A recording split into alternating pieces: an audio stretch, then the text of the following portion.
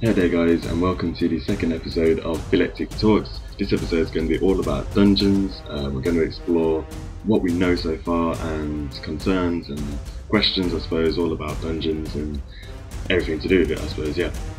And the reason why I'm not talking about Savari just yet, because it's Savari week this week, is because obviously after the week's finished, I'll have a lot more news on and a lot more information, I suppose, just on the redesign and the races itself, because it is a completely brand new race, 25 years old in lore of Guild Wars 2, so there's a lot to that race, and I'd rather wait till the week's finished to talk about it. Now, the only content we've been given on dungeons so far is some of the names of the dungeons that are going to be released, the fact that there's only going to be 8 dungeons on release in the actual game, and 3 of those are going to be able to access at level 80, and they start at level 35, and you get a new one unlocked every 10 levels. They've only announced 7, so if you go onto the Guild Wars 2 Wikipedia page, I think they've got a list of all 7 of the names of dungeons that are out at the moment, and we've only got footage of 1 from what I understand, and that is the Catatombs dungeon that was played through on the fan day, and that'll be the video in the background.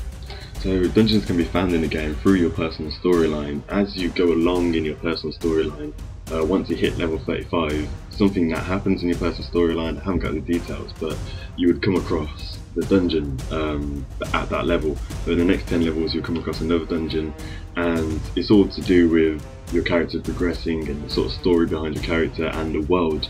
And obviously the lore in the dungeon isn't going to be do with your personal storyline, because not everyone's going to have the same story as you, so the actual dungeon lore is just going to be the actual world lore, I suppose, rather than your personal storyline. But the way it's found is through you going through your personal storyline and coming across each dungeon.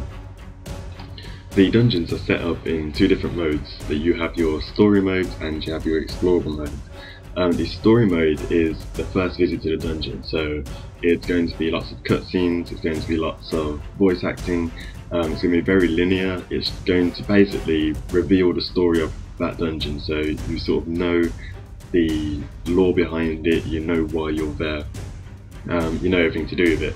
And that probably also interacts with your personal storyline, because obviously as you're going along you unlock the dungeon by finding it through your personal storyline, so the story in a dungeon probably has a lot of reference to what's going on in your personal story. So the story mode is basically to get past all this, so you can just do a simple dungeon run through with an easy group of like a pug group or random people. It's not going to be very hard, and it's basically just to unlock the story.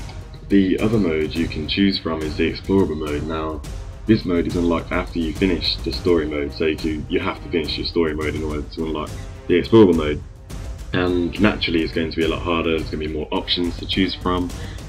When you start the dungeon you get a list of playthrough options, where each member of your party will vote basically to decide which playthrough option you're going to do.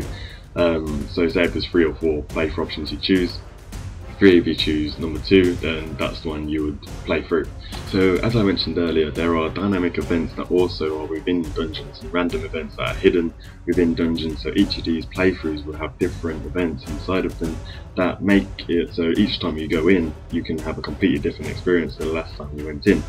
But I'm guessing after a while of the game being released that all these events and hidden events will be revealed, so people probably will go along the most fun path, the most voted fun path, that's the easiest to do or maybe the hardest to do. But either way you get a bit of diversity between what you want to do, but the players' actions and decisions change what happens in a dungeon.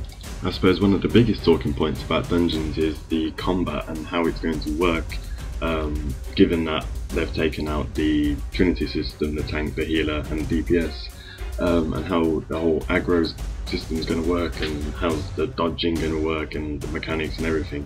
There's a lot of questions with, at the moment, little answers really. They have had a fan day and they have had a press day, I think, so far, where they have opened up the game and people can play it, and on the fan day they let them play the dungeons. So there was a podcast of one of the people who played in the dungeons.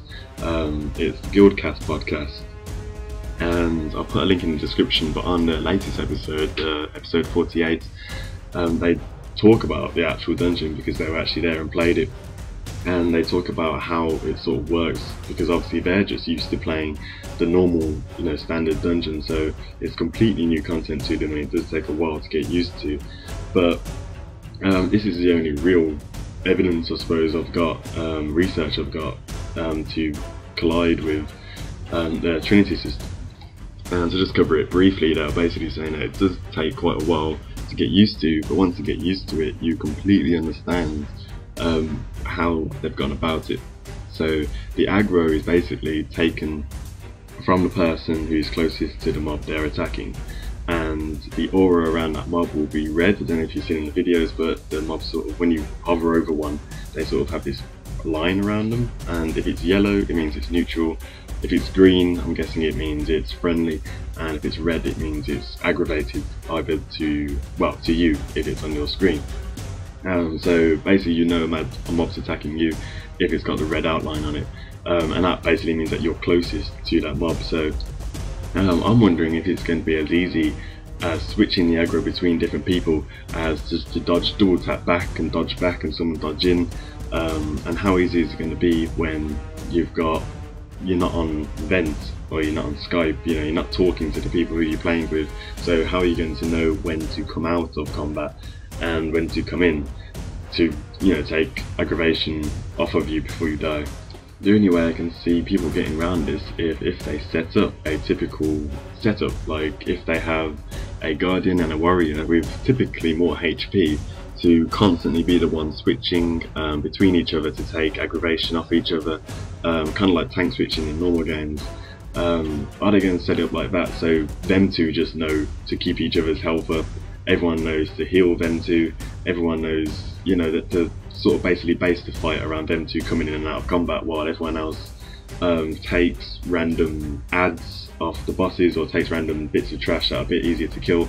So for example, the Guardian and the Warrior, let's say it's them two, they could be attacking two big elite mobs, one each, and them two are just healing each other.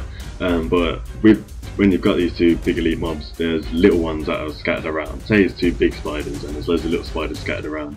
The Elementalists and all the other classes could easily take the little ones, while the classes with the bigger HP take the harder ones. Say for example that I know that it's supposed to be so that you can basically do a dungeon with 5 Elementalists. You don't need to have these big HP classes, but I'm trying to get across how is it going to work when you haven't got much coordination. Your only coordination is when you're typing to each other, you're not talking to each other.